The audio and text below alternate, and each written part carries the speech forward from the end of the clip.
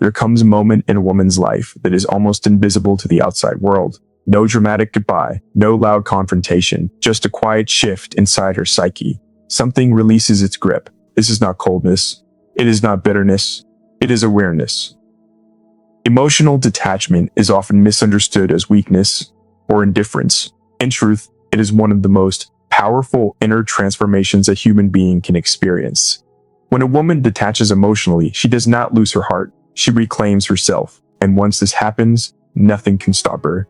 This is not about running away from love. It is about awakening from unconscious patterns, breaking inner chains, and stepping into psychological sovereignty. Let us explore what truly happens when a woman detaches emotionally, and why it changes everything. There comes a silent moment in a woman's inner life when something ancient loosens its grip. It does not arrive with anger or revenge. It arrives with clarity. She begins to sense that the endless hunger for approval, the quiet waiting to be chosen, the subtle reshaping of herself to be acceptable, has cost her more than it has ever given.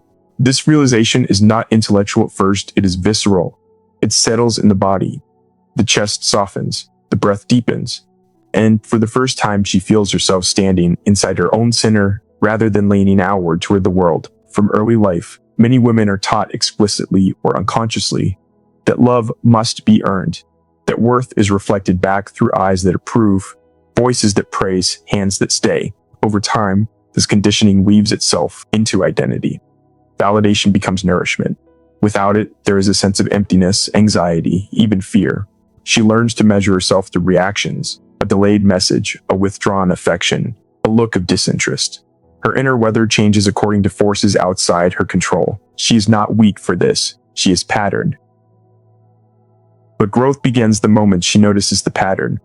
At first, stopping the search for external validation feels like loss. The familiar mirrors fall away, and she is left alone with herself. Silence replaces reassurance. This is often the most uncomfortable stage because the psyche would rather cling to pain that is known than face uncertainty. Yet within this discomfort lies the beginning of freedom. She starts asking questions she once avoided. Why does approval feel like oxygen? Why does rejection feel like annihilation? Whose voice inside her insists that she must be more, softer, quieter, better, easier to love? As these questions deepen, something remarkable happens. She realizes that much of her longing was never truly about others.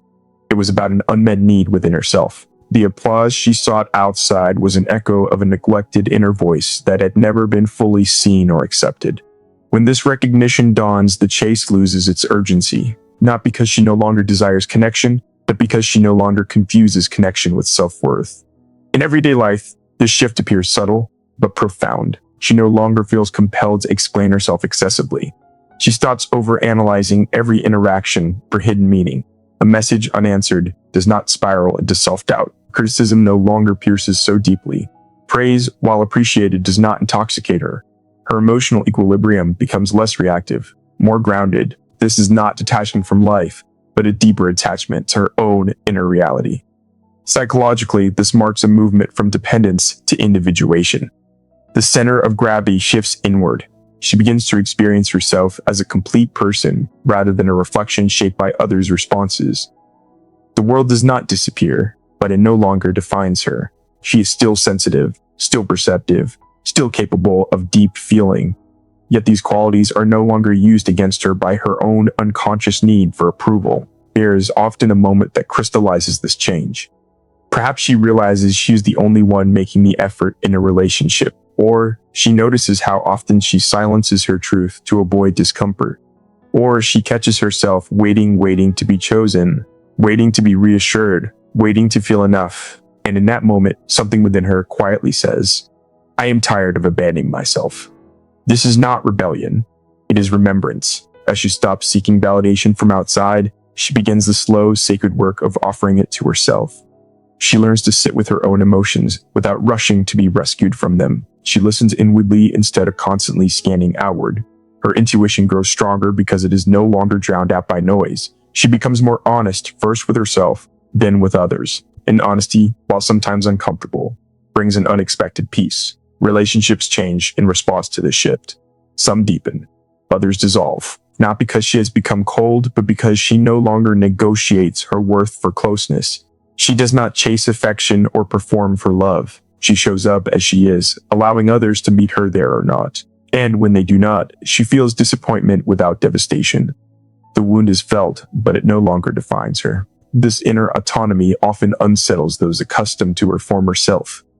When validation was her currency, she was predictable, pliable, easy to influence. Without it, she becomes sovereign. Her boundaries strengthen. Her no carries weight. Her yes is intentional. She is no longer driven by the fear of being unliked or left behind. And this absence of fear is quietly powerful. There is also a tenderness in this stage that is often overlooked. As she withdraws her projections from others, she meets parts of herself that had been hidden or disowned. The insecure child who wanted approval, the hopeful lover who overgave, the quiet self who waited patiently to be chosen. She does not reject these parts, she integrates them. In doing so, her compassion deepens not only for herself, but for others who are still trapped in the same hunger. Over time, she notices a new stability forming. Her mood no longer rises and falls so sharply with external feedback. Her sense of identity feels less fragile. She begins to trust her own perception. When something feels wrong, she listens. When something feels right, she allows it. This trust is not arrogance, it is alignment. She is no longer outsourcing her sense of reality. To stop seeking validation from outside is not to reject love, intimacy, or community. It is to approach them from wholeness rather than lack. It is the difference between reaching out with open hands and clinging with fear. In this state, connection becomes a choice, not a necessity. Love becomes an exchange, not a transaction. And the woman who stands here is no longer at the mercy of approval, because she has found something far more enduring, an unshakable relationship with herself. From this place, her presence changes. There's less urgency in her movements, less desperation in her voice. She becomes harder to manipulate, not because she is guarded, but because she is awake. She knows who she is without needing confirmation. And once a woman knows this, truly knows it, there is nothing outside her that can grant or take away her worth. There comes a turning point in a woman's inner life when she realizes that feelings, however intense, are not commands. For a long time, emotions may have ruled her choices like unseen currents, pulling her toward what felt familiar rather than what was true. She mistook intensity for meaning, urgency for destiny, and emotional pain for proof of love. This was not because she lacked intelligence or strength, but because emotions once served as her primary compass in a world that taught her to distrust her own reason and intuition. In the early stages of life, emotions are necessary guides. They signal danger, attachment, desire, and loss. Yet when a woman's inner world remains governed solely by emotional reactions, her life becomes cyclical. She repeats patterns she cannot explain, choosing partners, situations, and sacrifices that echo one another. Each time she promises herself it will be different. Each time the same outcome appears, wearing a new face. Slowly, she begins to sense that something within her is responding automatically, not consciously. The awakening begins when she pauses between feeling and action. That pause, though brief, is revolutionary.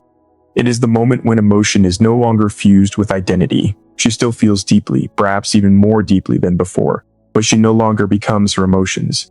Sadness arises, yet it does not dictate her behavior. Fear speaks, but it no longer decides her future.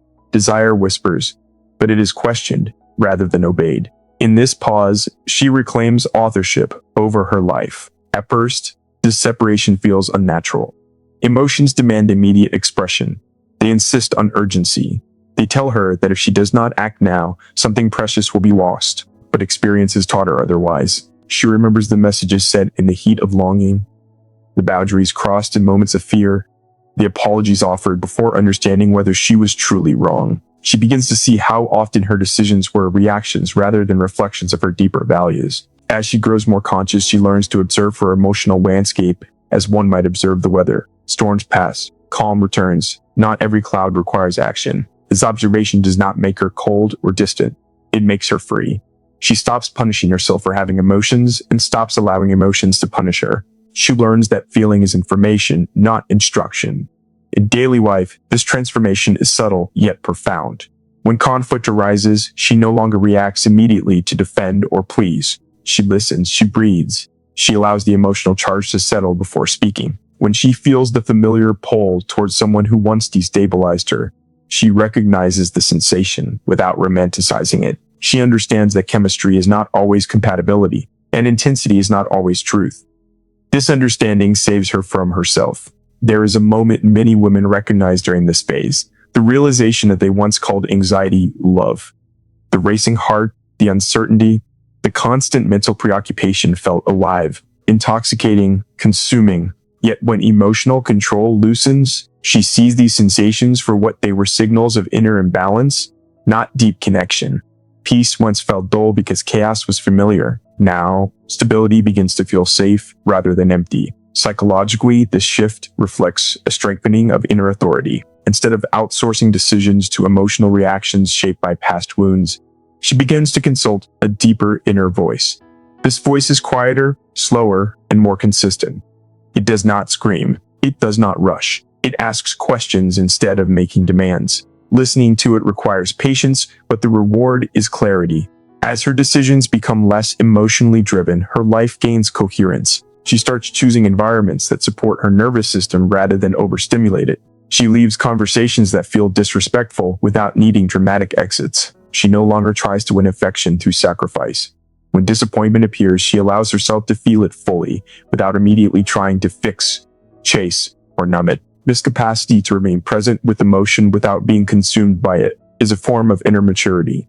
Others may misinterpret this change. They may say she has become distant, changed, or hard to read. In truth, she's become more readable to herself. She no longer broadcasts every feeling or seeks immediate reassurance. She understands that not every emotion needs an audience. Some emotions are meant to be felt, understood, and released privately. This emotional sovereignty also changes how she experiences pain. When loss occurs, she grieves without losing herself. She does not collapse into the story that she is unlovable or abandoned. She recognizes pain as a natural response to change, not a verdict on her worth. This allows her to move through hardship without becoming defined by it. Perhaps most importantly, when emotions no longer control her decisions, she stops betraying herself. She does not stay where she's disrespected because fear whispers that she will be alone. She does not abandon her boundaries because desire urges closeness at any cost. She does not silence her truth to preserve harmony that is already false. Each decision becomes an act of self-respect rather than self-protection. Over time, this alignment builds quiet confidence. She trusts herself because she has evidence. She's watched herself feel deeply without self-destruction. She has seen herself choose wisely even when emotions urged otherwise. This trust becomes the foundation of her strength. She is no longer at war with her inner world. Emotions are welcomed, but they are no longer crowned as rulers. In this state, her life slows down in the most meaningful way. Decisions are fewer but truer. Relationships are calmer but deeper. She is no longer pulled in multiple directions by emotional extremes. Instead, she moves forward with intention, guided by awareness rather than impulse. When a woman reaches this stage, she does not lose her softness. She refines it. Her empathy becomes wiser. Her love becomes steadier. And because her choices are no longer dictated by emotional storms, her path becomes clearer. She walks it with a grounded presence, knowing that feelings will rise and fall, but her direction remains her own. Most human bonds are formed long before we are aware of choosing them. They arise from places beneath thought, shaped by memory, fear, longing, and unmet needs that settled into the psyche early in life. A woman may believe she is attached to a person, but more often she is attached to a pattern. She returns to the same emotional landscape again and again, even when it costs her peace, because something familiar inside her recognizes itself there. This familiarity feels like destiny, yet it is repetition. For a long time, these attachment patterns operate silently. They do not announce themselves as wounds. They disguise themselves as love, loyalty, patience, or hope. She tells herself she is simply committed, understanding, or forgiving. In truth, she is unconsciously reliving emotional scenarios that once shaped her sense of safety and belonging. The psyche seeks resolution, and so it recreates the scene, hoping for a different ending. The awakening begins when the pattern becomes visible. Perhaps she notices that she is always the one who waits, who adjusts, who gives more. Or she realizes that the people she feels most drawn to are emotionally unavailable, unpredictable, or distant. There is often a painful recognition here. The intensity she feels is not a sign of depth, but of activation. Something old has been touched. As this awareness grows, she starts to separate the present from the past. She asks herself why certain behaviors feel so powerful, why inconsistency feels exciting, why stability once felt unfamiliar or even dull. Slowly, she understands that her nervous system learned to associate love with uncertainty, affection with effort, and closeness with anxiety. What she once called chemistry was often the echo of an earlier emotional environment. This realization can be unsettling. It means admitting that some of the strongest bonds she formed were not chosen freely, but compulsively. Yet this truth is also liberating. What is unconscious binds us. What becomes conscious offers choice. When she sees the pattern clearly, it loses its authority. She no longer mistakes emotional activation for connection. In daily life, this shift is experienced as a subtle but profound change in attraction. She begins to notice that the people who once pulled her in no longer hold the same magnetic force, not because they have changed, but because she has. The internal hook has loosened. The familiar drama no longer promises resolution. It only reveals itself as exhaustion. She may feel a strange sense of emptiness during this phase. The intensity is gone, and with it the illusion of passion that once filled her inner world. Yet beneath this emptiness lies something new, space. And in this space, she begins to feel herself more clearly. Her desires become quieter, but more authentic. She starts to ask not, do they want me? But how do I feel in their presence? Breaking unconscious attachment patterns also transforms how she experiences longing. Previously, longing felt urgent, almost unbearable. It drove her to chase, to explain, to overextend herself.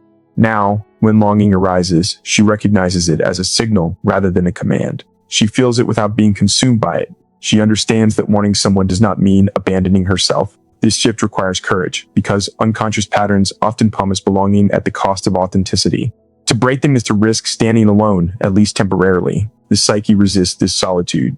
It whispers that without the familiar bond, she will lose love altogether. But she begins to see that what she feared losing was not love, but the story she told herself about love. As she continues this inner work, her relationships begin to reorganize. Some connections naturally fall away. Others are redefined. She no longer plays the role of the rescuer, the overgiver, or the one who waits in silence. She expresses her needs without guilt and hears the responses without denial.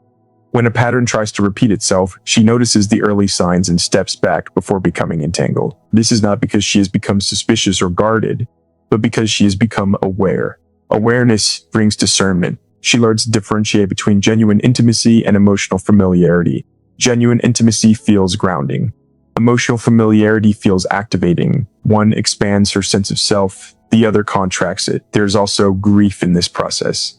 She mourns the time spent trying to earn love through endurance. She grieves the versions of herself that believed suffering was a prerequisite for connection. She may even grieve people she never truly had, only hoped to have. This grief is necessary. It clears the psyche of illusions and makes room for truth. As unconscious attachment patterns dissolve, she begins to experience a new kind of attraction. It is calmer, steadier, less dramatic. It does not demand that she prove her worth or abandon her boundaries.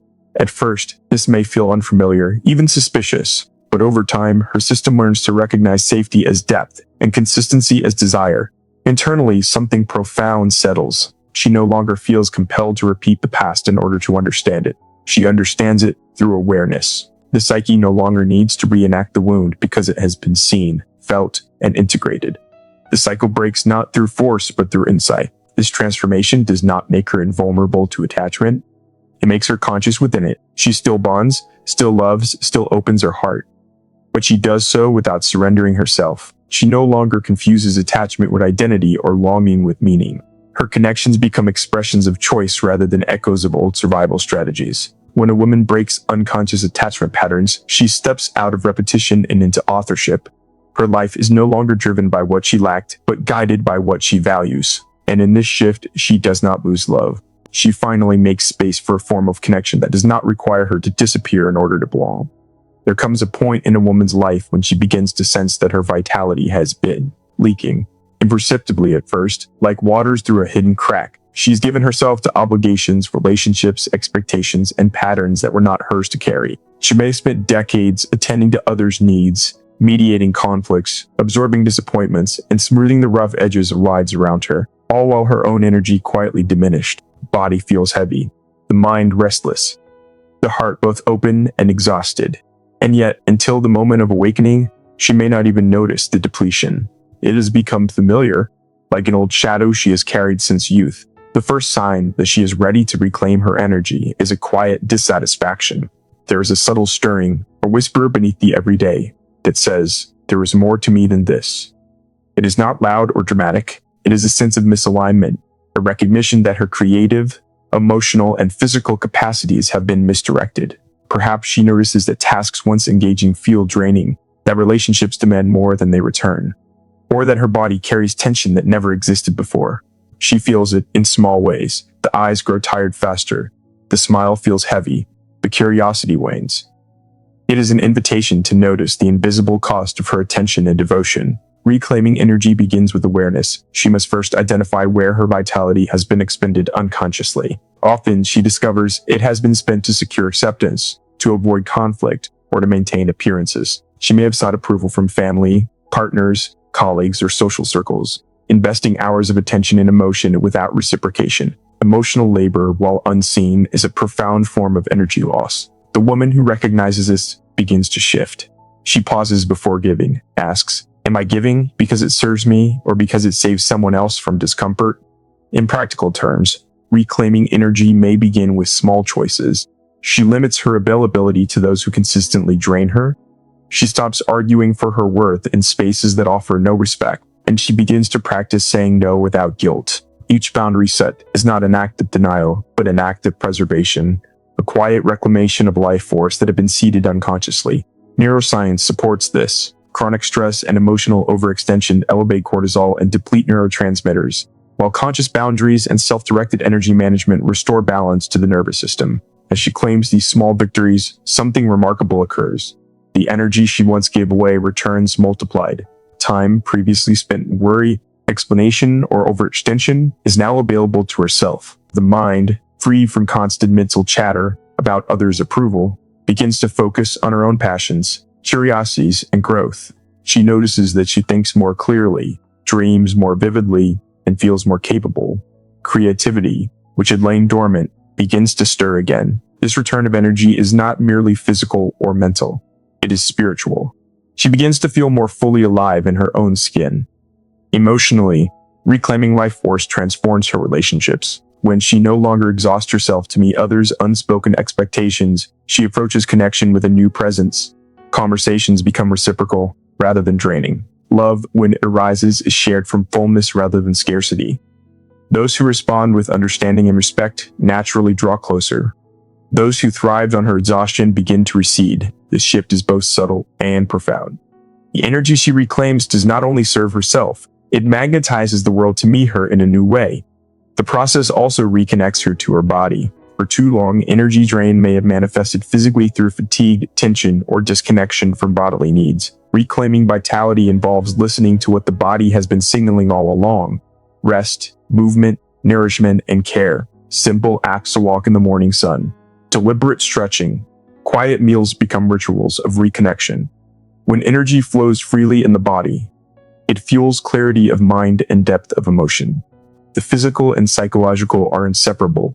Reclaiming one restores the other. There is often a profound emotional shift as well. The woman who once gave so much of herself unconsciously begins to feel lighter, freer, and more centered. She experiences joy not as a borrowed emotion from others, but as a natural emanation of alignment with her own essence. Moments of laughter, creativity, and reflection no longer compete with exhaustion. They flow naturally. Life regains its texture and color. There is a renewed capacity for spontaneity, a reclaiming of the small delights that had been overshadowed by continuous giving. As she reclaims energy, the mind undergoes a transformation too. Decision-making becomes clearer because she is no longer clouded by the emotional residue of overextension. Priorities become evident. Choices that once felt impossible due to fear of disappointing others now present themselves with clarity. She begins to act in ways that honor her own rhythm and needs. In doing so, she discovers an inner authority that had been silenced for too long. This shift also changes her perception of time. Previously, she may have moved through life reacting to external demands, always caught in a current she did not direct. With reclaimed energy, time becomes expansive. She plans less to satisfy others and more to cultivate herself. Each day gains intentionality, each hour carries weight and meaning. Life is no longer a series of obligations, but a series of conscious choices, each infused with presence and purpose. Reclaiming energy is not instantaneous. It requires persistent attention, courage, and reflection. It demands that you confront habits, relationships, and expectations that have gone unquestioned. There may be discomfort, even resistance, from those accustomed to her old patterns. Some may challenge the boundaries she sets, some may withdraw, and yet she learns that energy is finite and must be protected. The awareness that she is the custodian of her own vitality becomes a guiding principle, outweighing external pressures and demands. As energy returns, her life force ignites a profound internal transformation. She notices a heightened sense of intuition, clarity, and emotional resilience. She begins to recognize which situations nourish her and which deplete her. She becomes more selective not out of arrogance, but out of wisdom. Choices that once felt obligatory now feel intentional. Activities, relationships, and pursuits are chosen for their ability to enrich rather than drain. She understands the cost of unconscious giving and deliberately directs her vitality toward life-affirming endeavors. The reclamation of life force also transforms her creativity and purpose. She may discover interests that were suppressed under years of overextension. Talents long ignored begin to emerge. Work, art, learning, and exploration no longer feel like labor, but like expressions of reclaimed energy. The very act of living becomes a medium for expressing her restored vitality. Each thought, action, and decision carries the imprint of intention and alignment. In this process, she begins to experience the fullness of her own being. The energy that was lost in anxiety, overgiving, and unconscious compliance returns as a cohesive force. The body, mind, and spirit are no longer fragmented by constant outward focus. She moves through the world with a presence that is grounded, centered, and magnetic. People are drawn not to what she can give them, but to the fullness she embodies. Ultimately, reclaiming energy is an act of sovereignty. She is no longer defined by what others demand of her, nor by the sacrifices she once believed were necessary. She honors her own rhythms, needs, and boundaries. This energy, once diffused, becomes a source of strength, clarity, and magnetism. It allows her to engage with the world not as a reactive participant, but as a conscious creator of her own experience. The woman who reclaims her energy does not simply survive, she thrives. She reconnects with joy, passion, and curiosity. She acts with purpose rather than compulsion. She nurtures relationships from fullness rather than scarcity. And most importantly, she carries herself with a sense of wholeness that cannot be diminished by external circumstances. The energy that once flowed outward unconsciously is now directed inward and outward, with awareness creating a life that is vibrant, intentional, and profoundly alive. There comes a moment in a woman's life when fear, long a quiet companion, finally loses its authority. She has lived many years negotiating with it, shaping her choices, suppressing parts of herself, and sacrificing her desires to avoid its sting.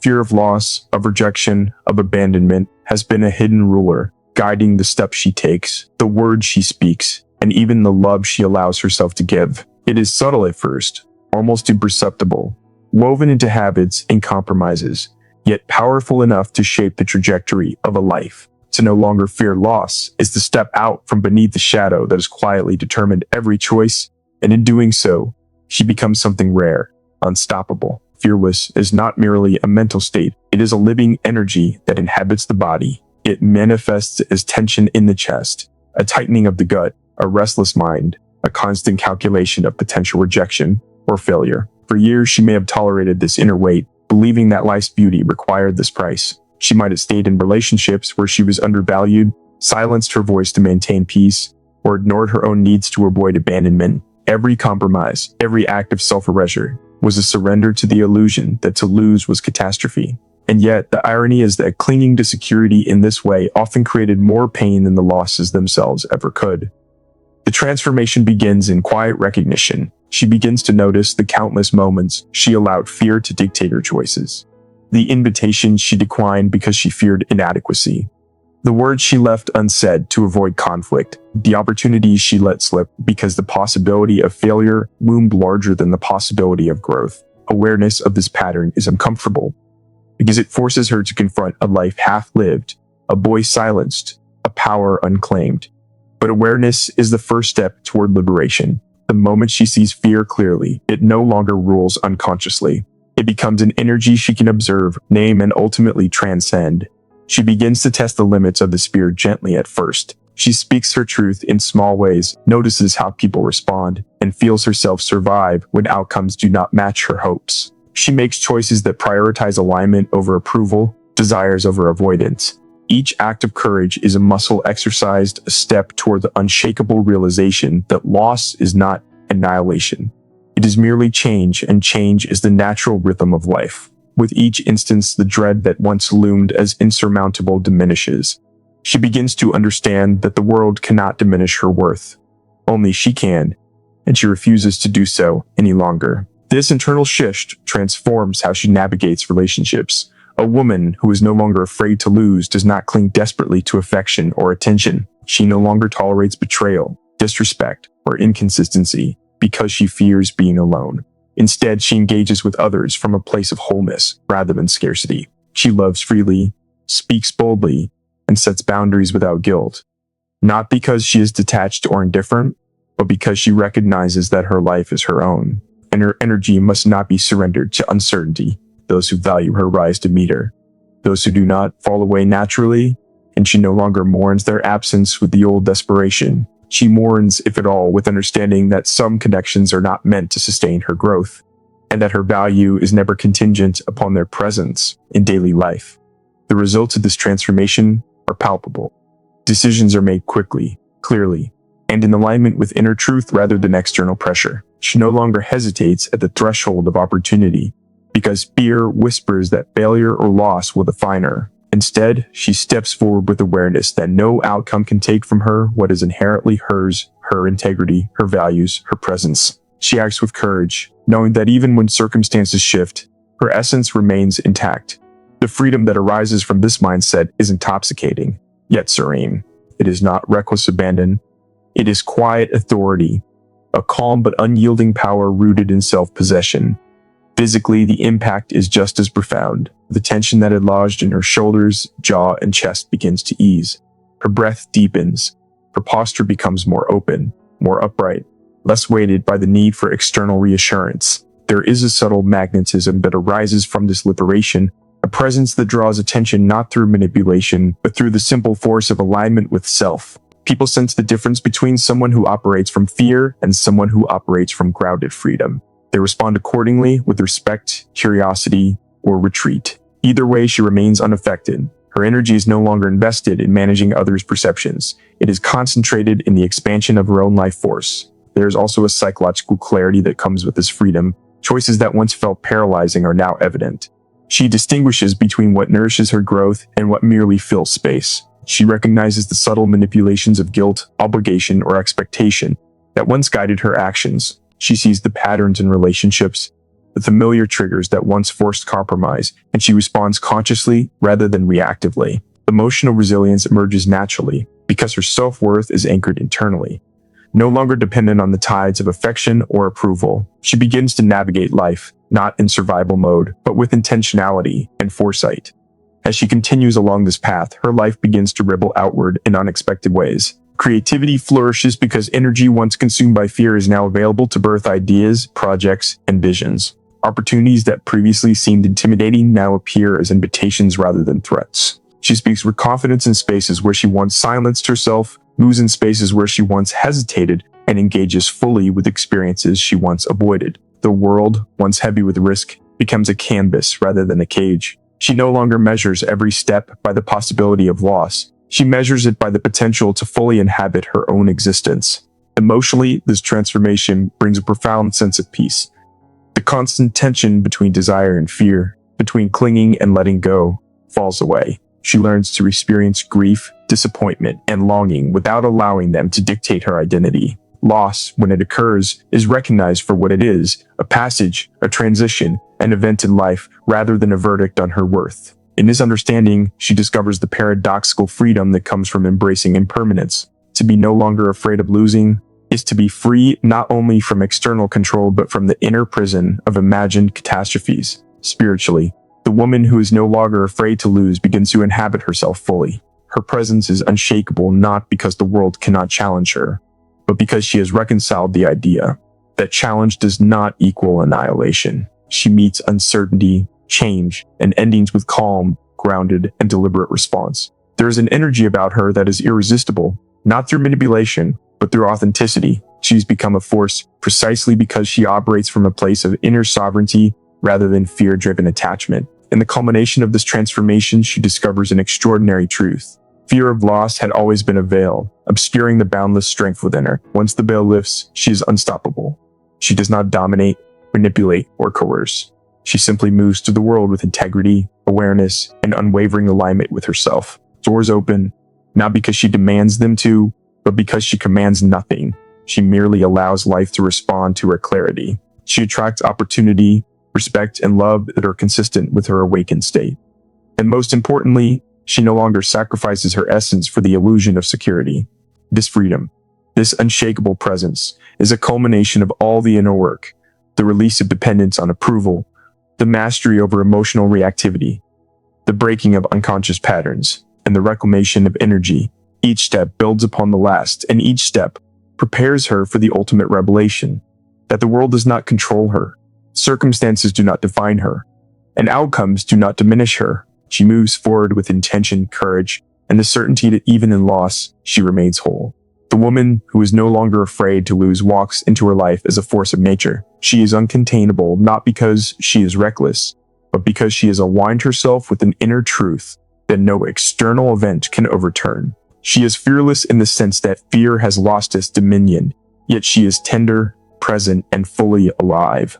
In her presence, others recognize that power need not be loud, and freedom need not be aggressive. She has discovered the paradoxical strength that emerges when one no longer clings, chases, or pleads. She simply exists in wholeness, and in that wholeness, she is unstoppable. When a woman detaches emotionally, she does not harden. She integrates. She carries her softness without surrendering herself. Her love becomes a choice, not a compulsion. And from this place of inner alignment, nothing can stop her, because she is no longer fighting herself.